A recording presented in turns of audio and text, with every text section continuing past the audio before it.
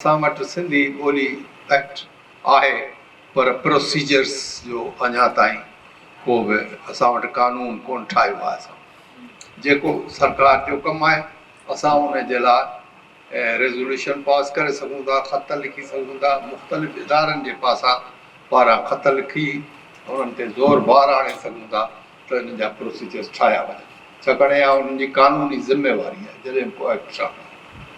ॿी ॻाल्हि जेका डॉक्टर आफ़ताब कई त सिंध ॿोलीअ जो ग्रामर कोन्हे। हाणे उन लाइ असांजे दोस्तनि जी लिंग्विस्टिक्स जी हिकिड़ी कमेटी ठाहिणु खपे जेका सिंधी ॿोली अथॉरिटीअ जे तरफ़ां मिली करे ऐं इन ते कमु शुरू करे, छाकाणि त इहो तमामु ज़रूरी कमु आहे। अच्छा, टी ॻाल्हि जेका थी सा इहा थी त असां वटि जीअं मुख़्तियार मल्हा साहिबु चयो त असां वटि स्कूल कॉलेजनि में उस्ताद बि आहिनि, सिंधी ॿार बि आहिनि, पर उहे सिंधी सब्जेक्ट नथा खणनि। हाणे इन में सिंधी बोलंदा आहिनि ऐं सिंधी ॿारनि जो रवैयो आहे। हाणे सिंधी ॿार इन जी ज़रूरत महसूसु नथा कनि। हाणे इहा ज़रूरत कीअं महसूसु कराइजे, छाकाणि सिंधी बाज़ार जी ॿोली कान्हे, कारोबार जी ॿोली कान्हे।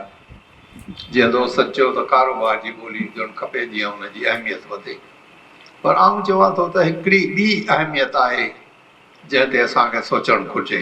उहा इहा आहे त सिंधी ॿोली जेसीं न ईंदी तेसीं शाह लतीफ़ न सम्झी सघूं, ऐं लतीफ़ जी साञा जेकॾहिं न आहे त उहो हिकु त पहिरीं त उहो इंसान ई कोन्हे, छाकाणि लतीफ़ इंसानियत जो वॾे में वॾो शाइर ऐं लतीफ़ सिंध जी तारीख़, सिंध जे समाज, सिंध जे मज़हब, सिंध जी रवादारी ते जेतिरो कमु कयो आहे ओतिरो कमु असां वटि कोन थियो आहे।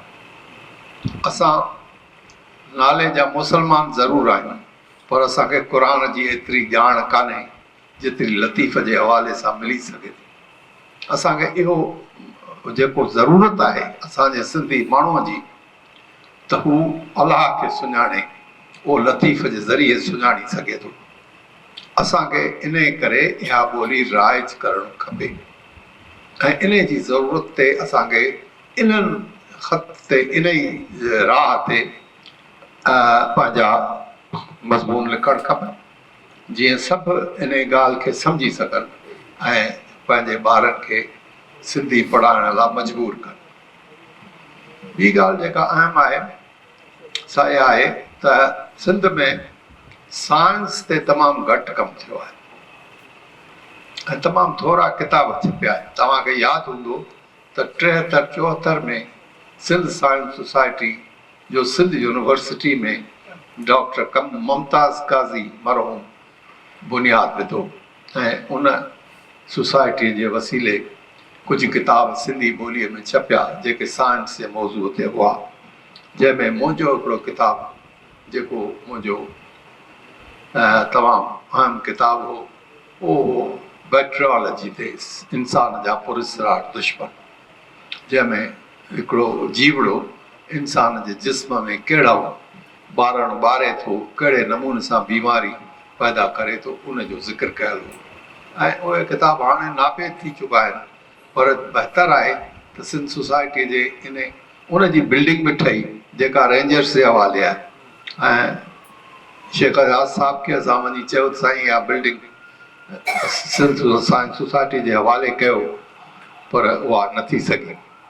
त इहो जेको असांजो रवैयो आहे इदारा ठाहिण जो न आहे, असीं इदारा ठाहींदा आहियूं, केरु ठाहे वेंदो आहे असीं पोयां हुनजा ठाहे छॾींदा आहियूं। सो इन इदारे खे वरी ठाहिणु घुरिजे ऐं इन जे वसीले साइंस खे आम कजे जेका आम माण्हूअ ताईं पहुची सघे ऐं इन जे करे अहमियत ॿोलीअ जी वधी वेंदी ऐं साइंस जी वधंदी।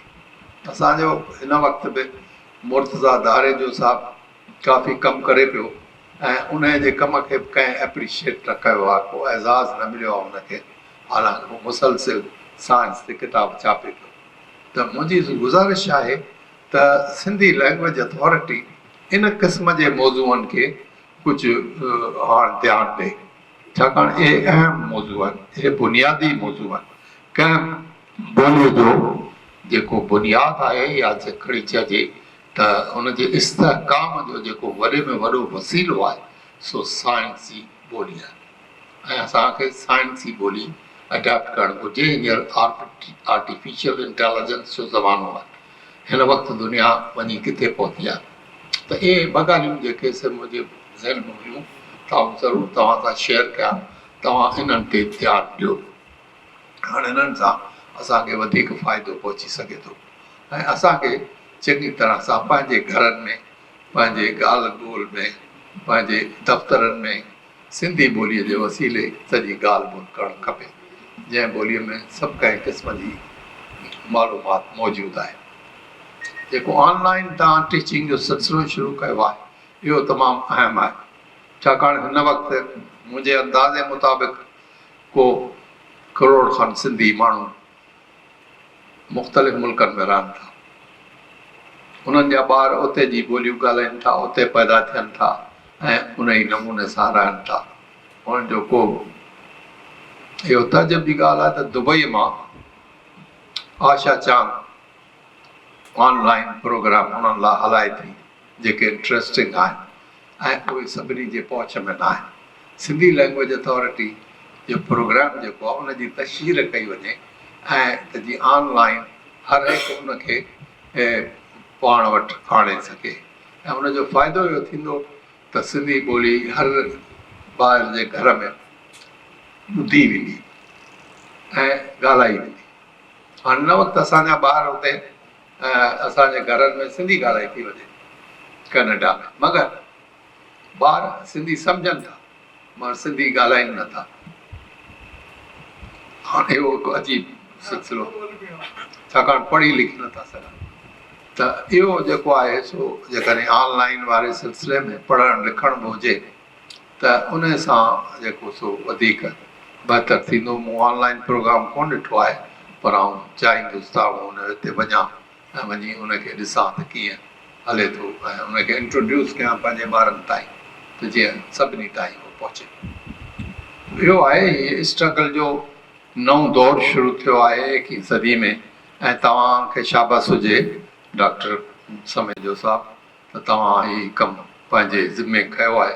हाणे इनखे अध में न छॾिजो, इनखे वठी हलिजो अॻिते, छाकाणि त ईअं थींदो आहे त हिकिड़ो माण्हू कमु शुरू कंदो आहे वरी ॿियो माण्हू ईंदो त उहो छॾे ॾींदो, पर जेसीं तव्हां आहियो तेसि ताईं त हिन कम खे अॻिते वधायो। ॿियो माण्हू जे असीं हूंदासीं त पोइ हुन सां बि ॻाल्हाईंदासीं, जे न हूंदासीं त ॿिया ॻाल्हाईंदा, मगर इहा ज़रूरत आहे त इहा जेका शमा रोशन हुजणु घुरिजे, सिंधी ॿोली सदाईं ज़िंदह रहंदी इंशाअल्लाह। वॾी महिरबानी।